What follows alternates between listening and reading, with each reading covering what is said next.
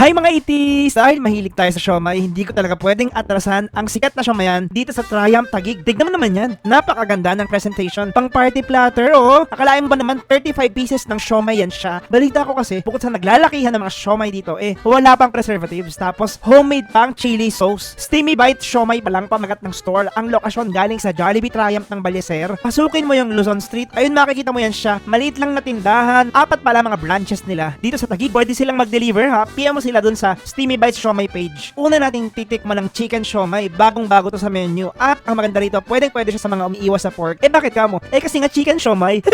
Isang siomay platter ang binili namin dito sa Triumph Taguig. Yan. Yan, sarap. Hindi masyado maalat, meaty, hindi mataba.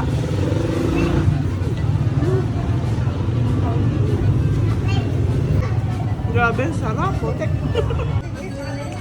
Naanghanga yung chili sauce. Pork siomay. Natin nagpasikat sa kanila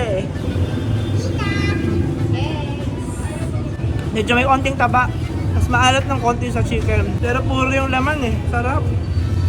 Hindi ko masarap to sa kanin.